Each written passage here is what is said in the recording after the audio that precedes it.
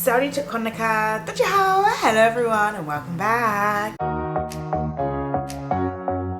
I look very hot this morning because I've just done my skincare and also my AC has broken, so it's very hot. But I'm recording this before I go to work today because I'm trying to get back onto a regular schedule. Today's video, I'm talking about the realities of working for a Thai company. A lot of foreigners who move to Thailand actually end up working for foreign companies. So therefore, from what I've heard, the culture tends to be for wherever that company's from. So if it's Japanese, Japanese culture, English, English culture, and so forth. Let us kick off with the bad and then we'll end on the good. So the first thing is everyone will ask, why? Why did you leave the UK to come here? And the reason I've put this on the bad is I know it's a common question. So they ask this question, for example, in the UK when a foreigner moves, but it tends to be different. So when we ask in the UK, a lot of times when I hear this question or whatever, it's never the like, why would you come to this country of all the countries in the world? It's more, so what sparked your decision?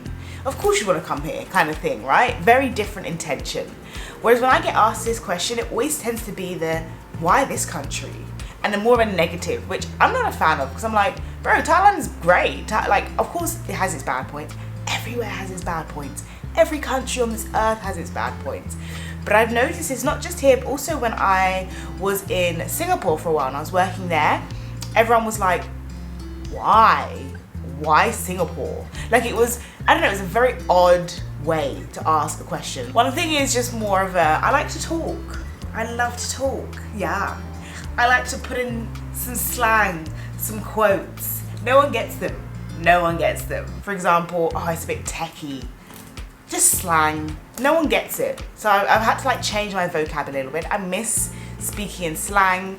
I miss inserting cultural references. For example, while you were out doing niche, I was making moves. While you were sitting around, waiting, doing niche, I was out making moves. Like I miss being able to do all of that. Another one is everyone speaks to me in English. Yeah, which I get, they're trying to practice their English, but bro, I speak Thai. I'm in Thailand in a Thai company. Help me, help me. It would be great if I could speak Thai to them, but everyone speaks to me in English. It's so sad. I'm like, I want to practice my Thai, but everyone's like, no. So this is another one, which I think is funny. So I'm in a company of about 300 plus. My company's in a building with like 30 something floors, so it's a shared building. To this day, I have not seen another person who looks like me or who is 100% black in my building. Definitely not in my company.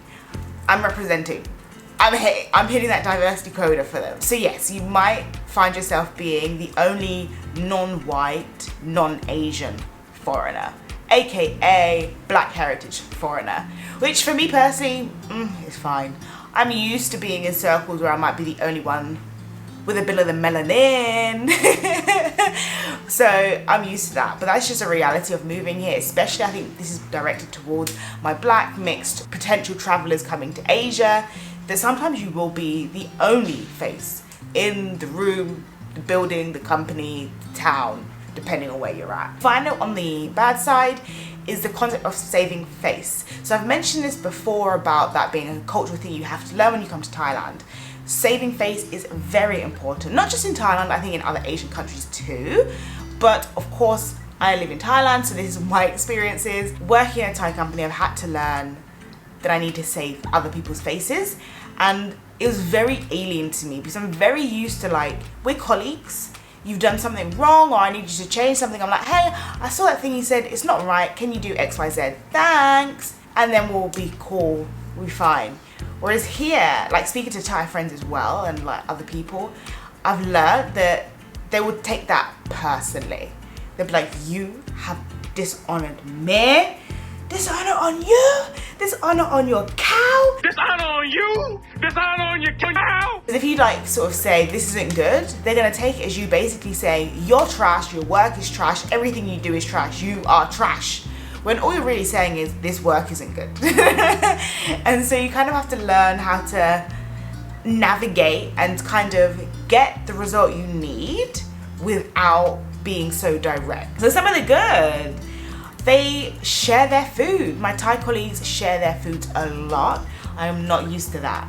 Like normally we just have food and we bring food for ourselves. Why am I feeding everyone? But here they share their food. They're like, oh, we're putting in an order for this. Like, would you want me to bring one in for you? Have you tried this food? Have this, eat this. And it's very sweet, very nice. And I was not used to that because again, like I said, we don't really do that much. Maybe we'll bring in like office snacks if we've gone on holiday, or like we'll bring in some chocolate and we'll just leave it on the desk and then people can grab one.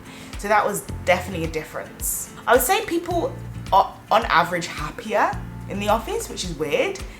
Weird as in I'm not used to. Normally we walk around the office and we're like,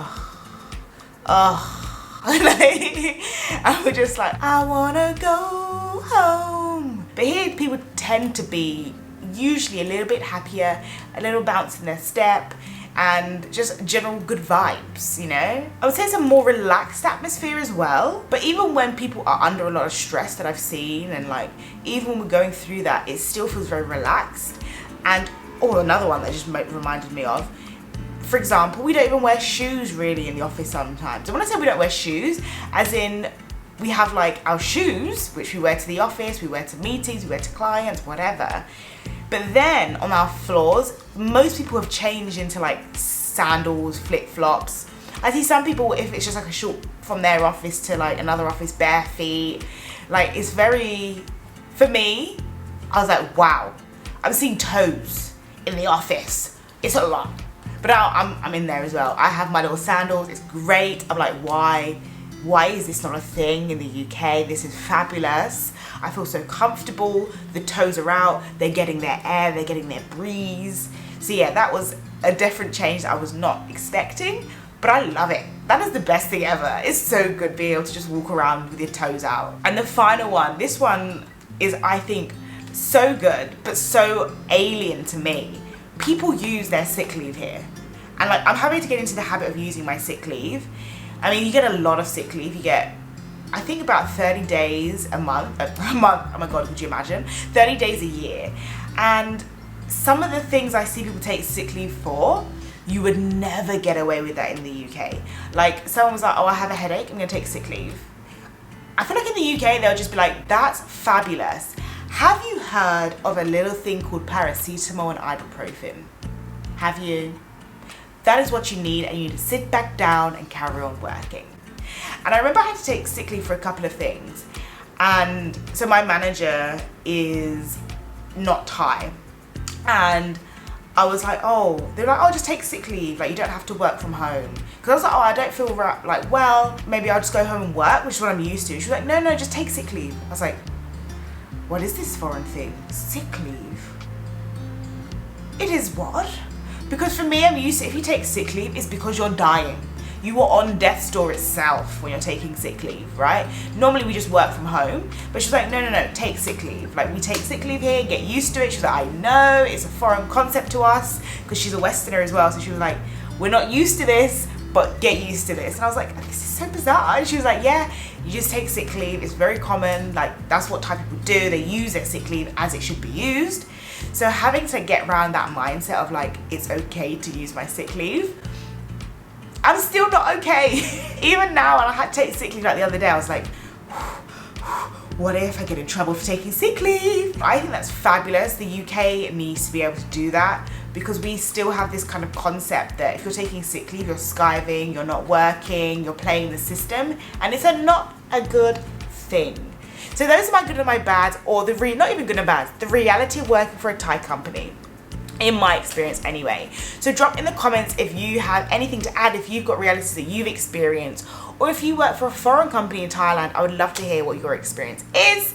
Please also drop in any ideas you'd love to see more of. I see that a lot of people did like my video speaking only Thai.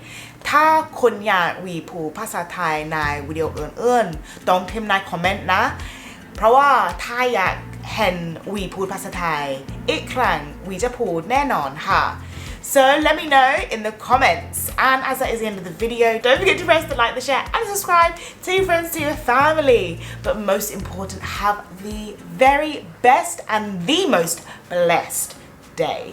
And until next time, Salut Konika, Sajien, goodbye everyone.